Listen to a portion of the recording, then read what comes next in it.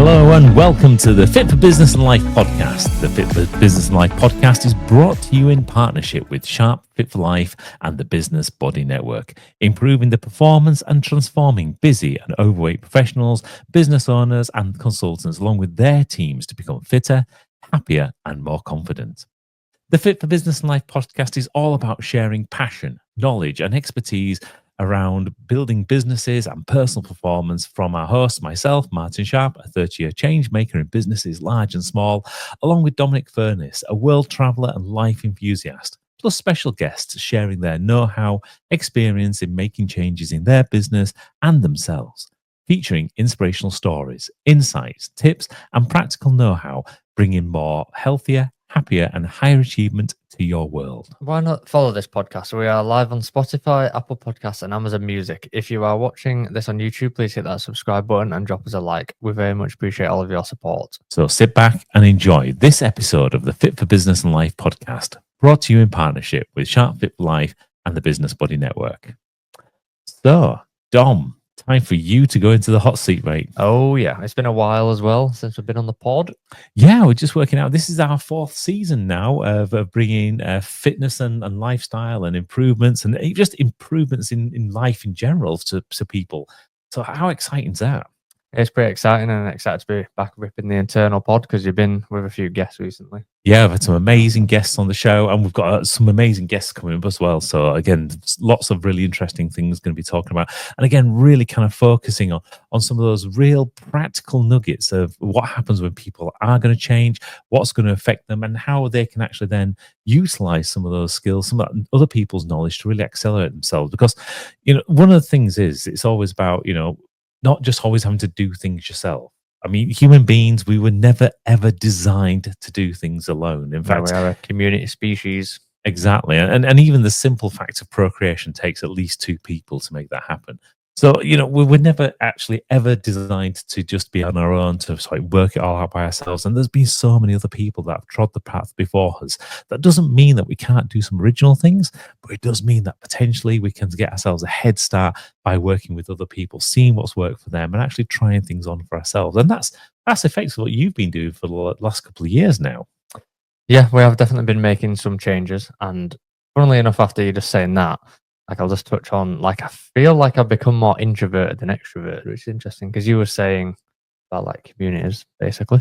And I'd say I was always a massive extrovert, needed people for motivation and to do stuff. And things are only fun if I did it with other people, etc. But now I would say I've definitely turned a bit more of an introvert. And yeah, it's an interesting kind of thought, is that? And especially, for example, as you're growing up and you kind of changing, you change your lifestyles, you change everything. Because effectively over the last 7 years, 6-7 years, everything's kind of changed. You've gone from being effectively an older child in a schooling environment through a college environment. You've tried the university type of environment. You've had friendship groups. Those friendship groups have changed. You've kind of gone off. You've traveled the world. Some of your friends have traveled with you. Then they've kind of splintered off. They're doing their own things now. So much change and kind of turmoil that's happened. Always change, yeah. And I guess as someone famous probably once said, that's life. I'm sure someone said that before. The only certain in life is change, absolutely. But yeah, you're right about the people splintering off and things. Life does just change. I think you go through school, it's all one thing. You know what you're meant to be there for, either learning or messing about, depending on who you are. Really, it's split that way. That's all the same. You know what you're doing. Then you go to college, you still know what you're doing. It's the same thing, but a little bit added knowledge. And then after college, I think it's a bit of a free for all in the UK. I'd say people then splinter off and do all sorts of different things. And I've had the luxury of being able to go traveling, see some amazing places, meet some amazing people. And again, you make a lot of connections at that time in life, and then they also splinter off. But it's great because the more people you meet, the more people you can reconverge with later. And I think I've got to a point now where, a bit like what I was saying before, I have a backlog of all these people I know. If in places I can contact them, I can reach out to them, and I can have fun with them. But I have also learned to enjoy things on my own as well, because people are living an equally as busy life, and I can't always be around people, I suppose. Yeah, and I think that, again, that's that kind of big mindset type of shift into being able to take your experience from one place and move it into elsewhere, because times are always a changing, and there's always something else that's going to be coming on. And it's interesting as well, because the other thing that's coming up is not only have your friends started to move off into their own slightly smaller units where they're actually setting up families, and even some of these are now having children of their own, right? Yeah, it comes around fast as that. Like, yeah, like you're saying 6 or 7 years. And I was thinking when you were saying that, like, I'm gonna have to correct you here. Like, that is not right. It's actually true. It's quite crazy. I was gonna be like, well, you've kind of got that wrong. It was like 2 or 3 years, but no, you're right. Like 6 or 7 since like what you were talking about to now. It's quite crazy. Like we're talking about like but I guess it just comes under the fact of like my most recent transformation is probably just the most present in my mind right now. Like I've kind of discarded the other 5 years before that. But Yeah. a lot has changed, and obviously we have, to bring it up, COVID slap bang in the middle of that kind of change as well. Which it's an accelerant. It's basically like pouring fuel on the fire, I think. But yeah, pretty good overall. Yeah, COVID was an interesting time. I think, again, a lot of people can remember it for different reasons now. And it is now something which is a memory as opposed to being something that's currently lived. I think the few years afterwards, obviously, was still very much affecting people. And we are still definitely feeling the aftermath of that. And I think from your perspective, I think it did kind of hit a lot of your life because it was right at the point where you were going into university it kind of hit. And then that kind of changed your trajectory quite significantly. Yeah, it definitely like put a spanner in the works and changed the direction of perhaps where I would have gone. But I will say I'm very grateful for the age that I was, because obviously I've got my health, so it was slightly less worrying in that respect. And then also like I actually still got the school experience, and for the most part the college experience, because I think they are like the big building blocks of a lot of my friendships, and a lot of my personality and characteristics have come from those experiences. And I think if I had those taken away from me, I'd have probably felt a bit lost. So I'm glad that I had that time to establish all the connections. Then it ended, and then like it was just when I was starting working, really, I could, like, it actually, like with a lot of people, sort of gave some like thinking room instead of like just getting stuck on one path. So in terms of that, I guess it was like beneficial, and I guess you should see the positives in the negatives of situations when you can. I'm sure for a lot of people it was a very devastating time, and I guess I can count my blessings that it was sort of like, it definitely weren't good, but I would say it was beneficial in some ways. It's really interesting because you kind of hit on a really interesting point there around counting your blessings and seeing the positives in life. And again, this is kind of part of what we've done as a family. We've tried to make sure that has been an ethos that we've tried to live by always. So it's always looking for the golden nuggets in anything that's kind of going on, no matter where you are, what you're doing. We've been on camping experiences where it's kind of absolutely siled it down for days. So what do?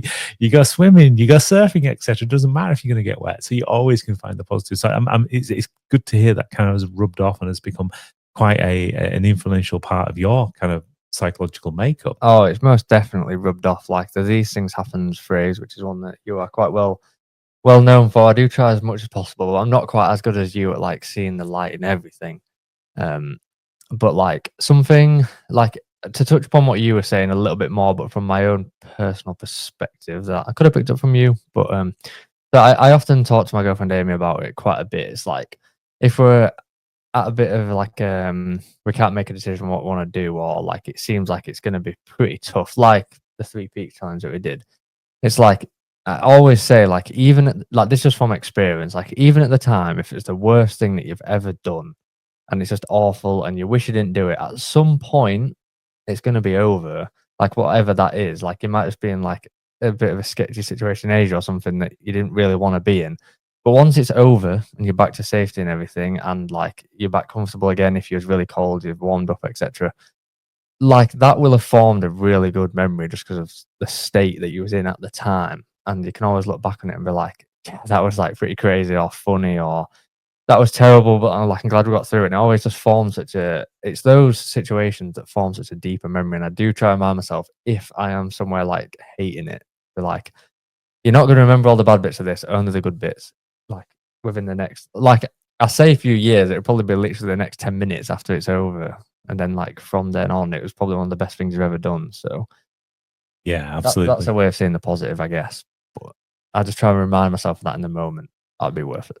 And it's those kind of pinpoint moments in life, those kind of anchor points where you do form these great memories and you can look back at them, etc. Because there's so many people in life that are just going through the same old day in, day out, year in, year out. And actually, for them, nothing seems to change. It just seems like a boring drag, but it's because they kind of haven't created these moments in life, whether that's that high exhilaration from a good perspective or from a painful perspective. Because when you're stuck on the top of a mountain, it's blowing a hoolie, and you're kind of being battered by snow, rain, ice, whatever else. It's not always the most nicest feeling in the world, but like you say, when you're finished, what a story. Yeah, and also, like, I will just say you can still use this point to sort of the point you was arguing against, I suppose, there. Like, if you are one of those people where there isn't much change, it does feel like a drag. Like, if you ever do make the change, then you'll look back on it and there will definitely be things like, oh yeah, I do miss that. Like, probably having a sense of routine, to be honest. So I'd say, like, no matter what route you're in, really, you can, like, one day, like, it will still be good memory because there's nostalgia and things like that. You're probably not going to be having these experiences in a high cortisol adrenaline state where they'll stick better, but there's still positives in it when you look back, for sure. Yeah, You'll absolutely. be like, And oh, I remember how easy that was, or something like that, you know? And again, that's taking that very positive view back of the world and just seeing the light in everything that's available to you. And again, that really kind of forms that way of being able to look for things rather than like just taking what's being given and finding negatives. It's very easy to find negatives in Oh, every it's single so thing. easy. That's how we're programmed, I feel. Yeah, it is 100%. I mean, as a species, we're designed to fear things and Oh, to yeah. I think I could cut about 20 negatives before I could cut a positive, but we push them away. It's and that's so easy, and especially with things like negative self talk. When we say you're not good enough, you're not fast enough, you're not fit enough, you're not whatever it is, and that's enough. Or why it's always happened to me? Why is this? And if you're not careful, you kind of listen to the negative self talk all the time, and everyone has that little. A friend of mine, Daniel Kacheshny, he does a lot of motivational kind of work, and he calls it his little duck that kind of sits on his shoulder. It's just quacking away effectively. And if you don't kind of control that kind of negativity that's kind of being put into the back of your mind and actually bring out the positives, then you can spiral quite quickly into some fairly dark places. And it's that ability, and it's like any muscle. If you've got the ability to like pick out the goodness in things, then it becomes easier, and you're almost then creating your own success. And it's like I always say, success begets success. You start to program yourself into a way of looking for the successes, celebrating those successes. Then actually you start to find more and more as you're going through that. Well, it's sort of neuro linguistic programming in a way. Yeah. Constantly like drilling into yourself. But yeah, that definitely is a good thing to do. Like, look for the positives. It's, I guess, the point I was trying to make is, like, even if in the moment you can't find any, if you literally can't find any, then you can just think in the future you will. Like, having like hindsight is a beautiful thing, and if you can remember that eventually you're gonna have that hindsight, even if, because it's easy enough to say this and do this, but I like your analogy of it being like a muscle. You do have to build the strength of it, like having a no go, for example, which is like another thing, like resisting the temptations. Like, it is, I'm pretty confident we'll need some more research on this, but like I'm pretty sure there has been studies done to show that you can like build that strength. Oh yeah, definitely. Yeah, there's lots of different studies in regards to that. Certainly from Yeah. as I say, how you kind of build that kind of resilience and I types certainly of. definitely, like, it could take it from me. I feel it myself, like activating the no go circuits and like, yeah, like the positive self talk when I'm better at doing that when it's an actual physical endearment. I'm like, my body will hack it. It's just my brain that's been a bit of a wuss.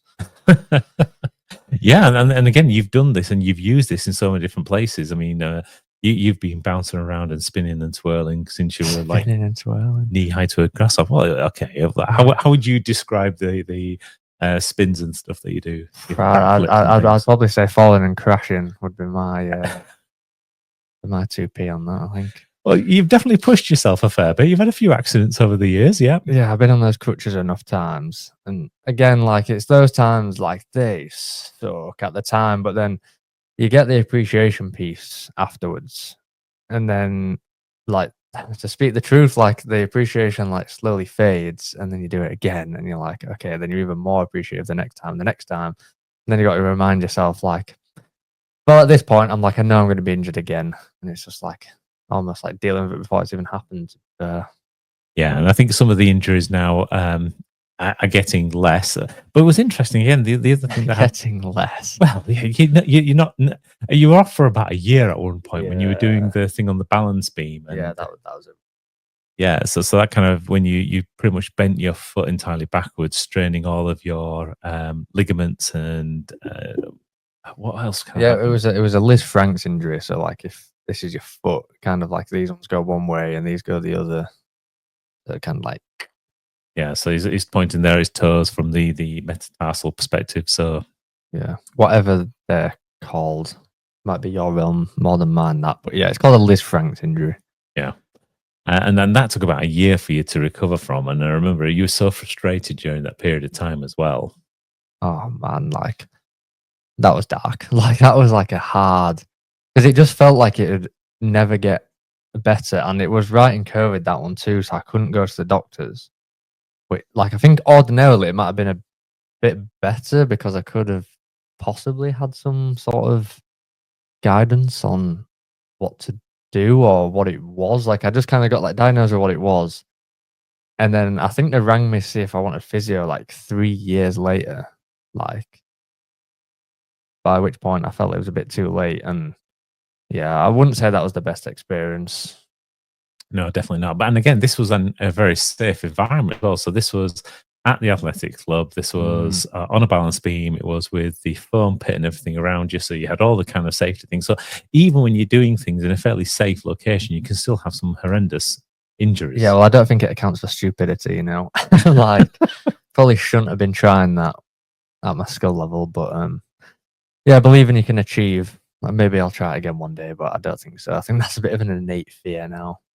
Yeah, and this is the other kind of interesting thing that's developed certainly over these last couple of years is I always joked with you to say eventually you'll develop a frontal cortex, but Oh, it's here. It's here bigger than ever. It's crazy. and again that's that whole development piece, you know, because the brain matures from the back to the front effectively, and you were saying just literally the other day how some things which you would never think twice about maybe 1, 2, 3 years ago, and now you actually it's like taking a moment to say actually there's some risk here that maybe I don't want to take. Well, yeah, to like elaborate on I think what you're referring to, like within the Lake District, lovely place. Came across a lake where you could jump in off a wall, which in the UK, for anyone who lives here, like at least in Yorkshire, that is such a rare find. Like it doesn't exist where there's like water deep enough to jump into off like a decently high wall. And like 3 years ago, I would have been in and out, in and out, in and out, in and out, doing like loads of crazy stuff without regard for like if I might hurt myself. Like it just wouldn't even cross my mind. I was just having fun. And like, yeah, like it took me so long just to do a double backflip, and like that just used to be something that I could just do it, you know? Like I'm just like, oh yeah, I'll just do it. But I was stood up there, and ahhing, debating, laying down, turning round, like getting down, getting back up on the wall. Like, yeah, I mean, partially that was due to the fact that I couldn't actually remember what to do. Like I stood there like, "Amy, like I wanna try it, but I can't remember what to do." Like I can kind of remember what it feels like, but also I just can't. And I was like, because it had been a few years. And then, yeah, the adrenaline rush that I got from that, like I was literally shaking, like I couldn't hold my phone afterwards to try like see the recording. And yeah, that was definitely an eye opener because I'd been away from that lifestyle for so long, and I was like, wow, yeah, this frontal cortex that I've heard about and didn't believe in, it's here. And I guess that's just a part of getting older and the protection side of things. But I guess if I did it more, then I'd probably develop less fear for it. But yeah. Yeah, it kind of desensitizes it and becomes almost normal. A bit like when I was doing the lot of the whitewater canoeing. Even though I was into my 30s, things it became just normal. So throwing myself down a 7-meter waterfall wasn't much of an issue. Well, I guess it's the same with the skateboarding. Like throwing myself down the stairs isn't much of an issue still. But I reckon if I took like a bit of time away and tried to come back, it might be an issue. Yeah, definitely. And again, that's all back to practice and having the confidence, the muscle memory, etc. Which is part of that mindset. I mean, having those exercising that, as we were talking about at the beginning, as much as you might exercise your body is really important. Definitely. Well, actually, on this topic of injuries, while we're here and it's mindset, I would like to ask you a question. Have you ever had a phantom injury? As in, what I mean by this, if you don't know the terminology, is you've had an injury pre-existing, like you've done it before, and then it's come back, but it's all in your head.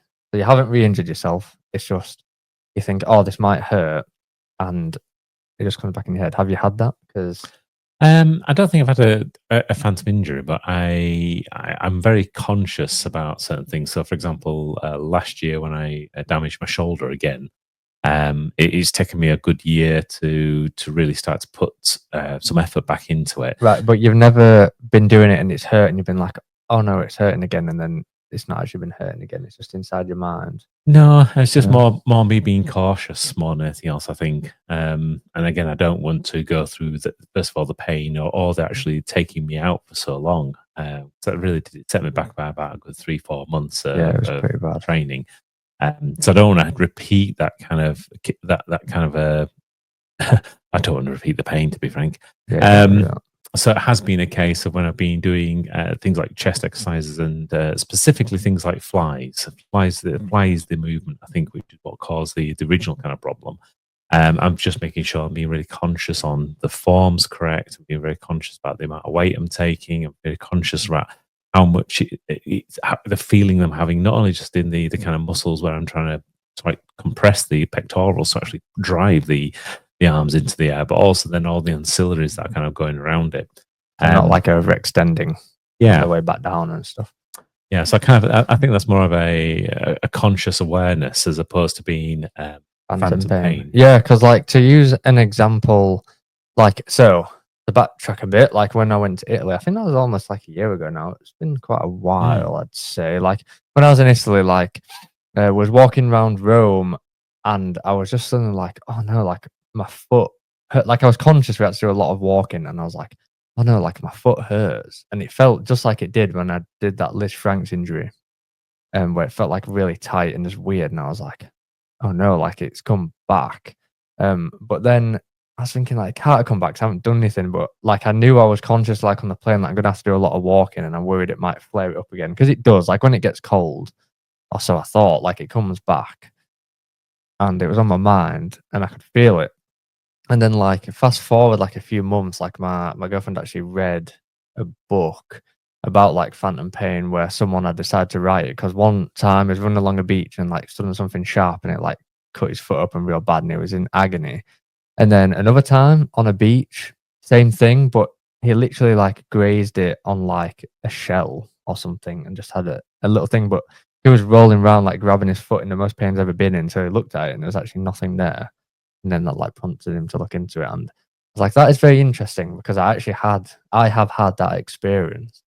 Yeah, that's why I was asking if you had it because we were just talking about mindset and injuries and stuff. I did think that was a very interesting concept that I hadn't even like thought about before, and I'm glad that person wrote that book.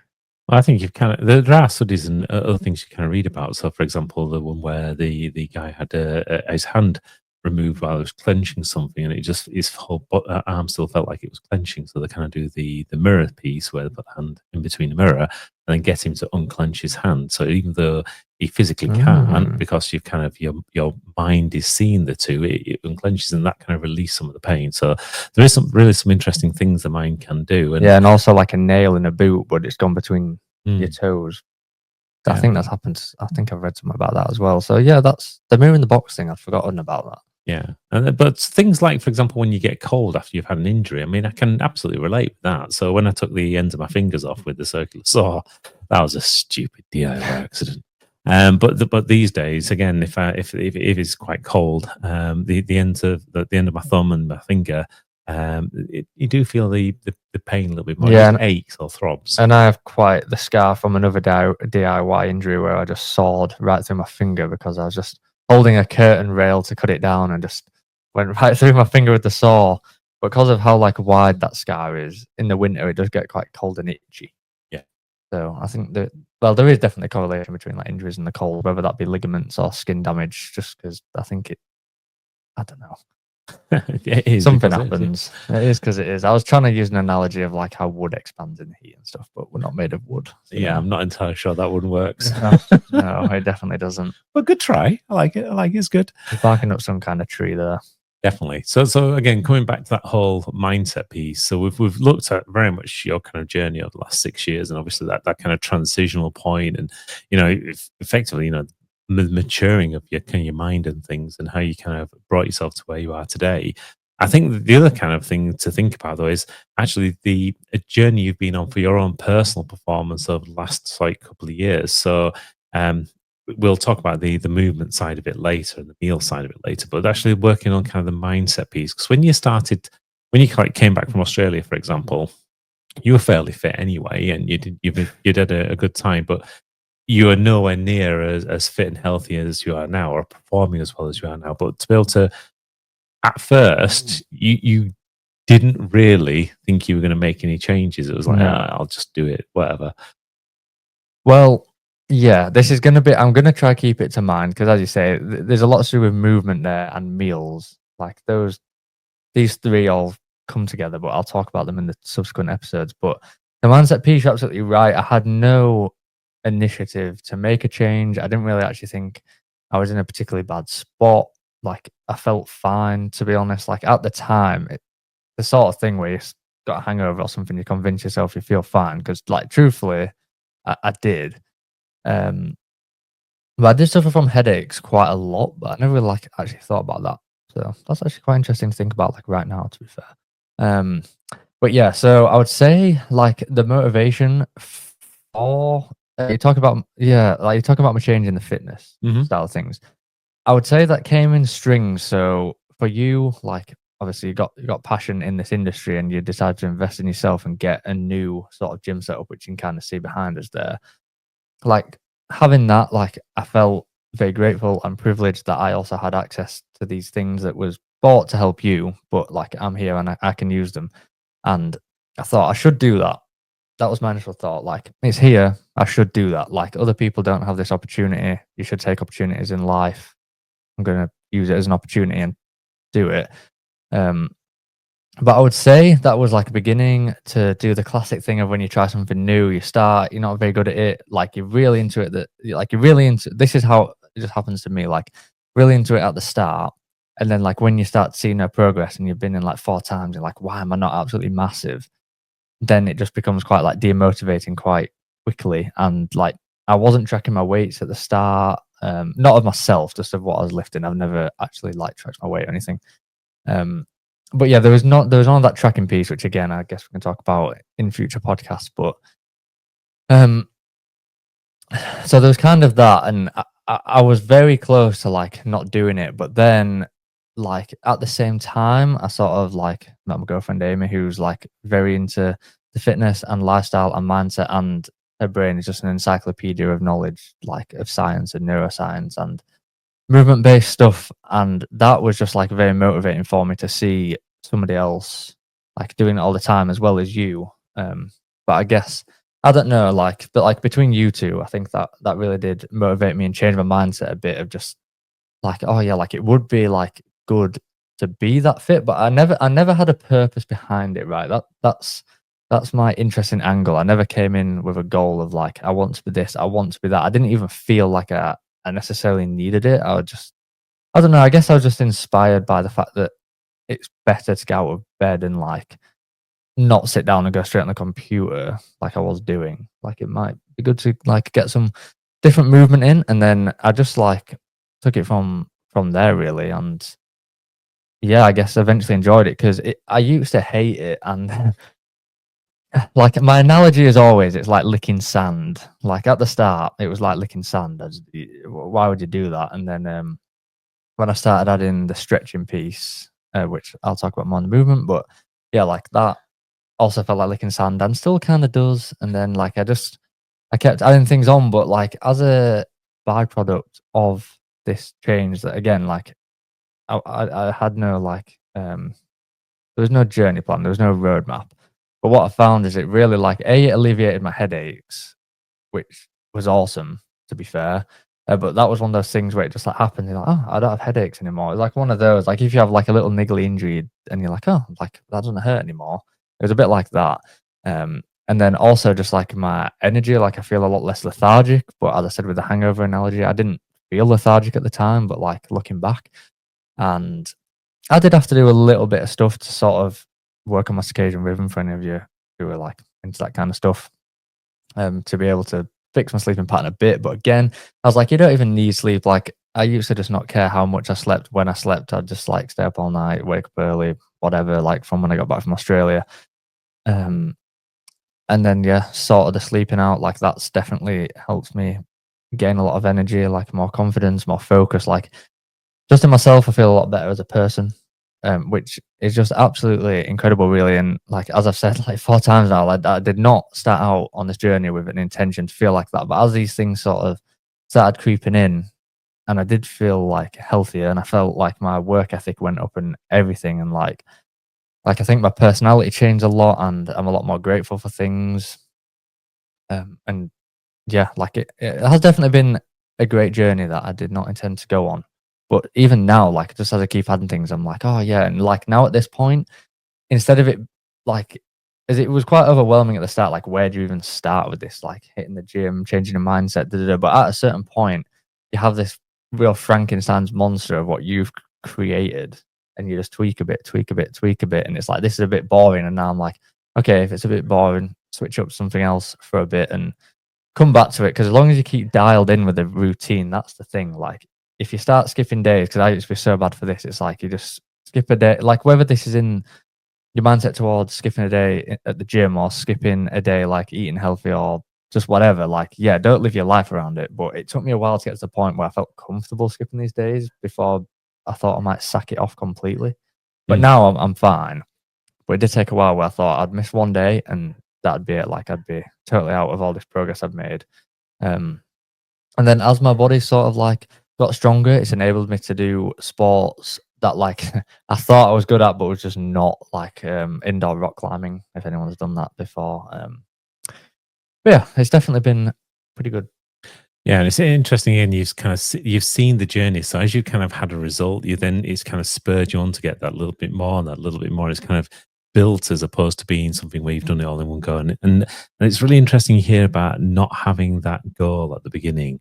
And even now, I think you do have kind of a goal, but the goal's kind of more of an outcome. This kind of quality of life that you're kind of aiming for. Oh yeah, I have goals now. I definitely have goals now. I was just trying to make it clear, like at the start, I didn't, which I think is an unusual angle into this sort of industry. Definitely. I mean, for a lot of people who come in with the if you are looking at trying to improve your performance, it's usually because you're looking to do something. It'll be you're looking to do a run or a race of some kind. You're looking to do some rock climbing. You're looking to lose some weight. You're looking to resculpt your body. You're looking to perform better at work. You're looking to, get that next promotion. You're looking to secure more clients. You're looking to build your business and have the energy to be able to do that. So all these are kind of very clear key goals that a lot of people come in with. Yeah, and the good thing is, like, you'll have that goal, you'll fix one of those things, and it'll fix everything else. Like, that's the mad thing. Yeah, and then it suddenly starts to build on it. And I love the kind of the thought process now where actually it's not just simply the goals that you're looking at, but you're enjoying the process and you're enjoying effectively changing and modifying and tweaking it and playing with it. And it's nice to hear you talk about it in such a way that it's an enjoyable experience. It isn't just a case of you go into the gym because you're going to do X number of minutes and therefore it's done, it's over and done with, etc. You're now going in, you kind of think, actually, how can I do this bit better? How can I feel this best in a better way? How can I improve this part of my performance? Yeah, and for the days that I don't feel like that, because like that is the perfect word. Like I'm saying overall, that's how I feel. But there's definitely some days you come in like you might just be a bit ill, you might have slept bad, or just for some reason you wake up on the wrong side of the bed. It happens.